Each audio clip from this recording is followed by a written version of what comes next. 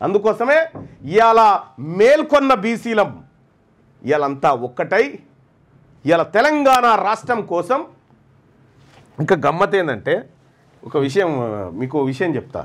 Teenmar Mallanna BC బంద్ రోజు నువ్వు లెవ్వెట్టిపోయినావని ఒక రెడ్డి ఆయన పాపం ఆయన సర్క్యులేట్ చేసి పెట్టిండు.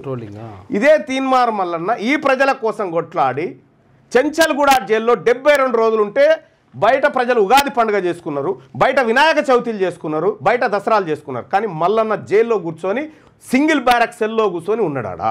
ఆ రోజు వీడు పోస్ట్ పెట్టాడు ఏమని, మల్లన్న ఒక్కడి నువ్వు అక్కడ ఉన్నావు మేమంతా ఇక్కడ పండుగలో ఉన్నామని పెట్టాడు. ఎందుకు? అతడు వెయిట్ చేస్తూ ఉంటాడు అన్నట్టు. ఈ ఉద్యమాన్ని అవునరా బాబు నా కూతురికి బాగాలేదు ప్లస్ నా భార్య బర్త్డే ఉండే మా ఆమె మొక్కుకుంది శ్రీశైలం మల్లన్న దర్శనానికి, చాలా రోజుల నుంచి ఉంది మొక్కు, మేము పోతూ ఉంటాం.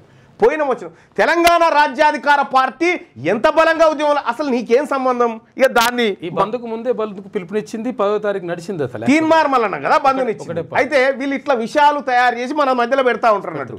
అరే మల్లన్న జైలు ఉన్నప్పుడు ఎందుకో పెట్టలేదేమరా ఇటువంటి పోస్ట్ అని అడుగురి చెప్తారు. అంటే వాళ్ళ కుట్రలు కుతంత్రాలు ఎట్లుంటాయంటే వాళ్ళు ఎవరి మీద పెట్టరు. ఎందుకు పెట్టరు?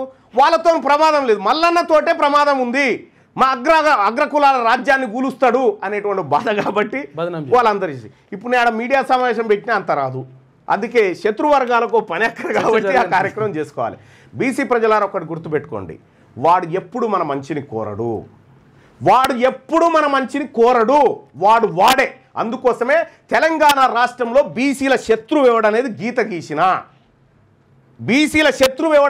గీసిన నీ ఓటే వద్దు పోరా అని ఎలగొట్టినా, నీ ఓటే వద్దు పోని గెట్ అవుట్ అని ఎలగొట్టినా. అది నా దమ్ము.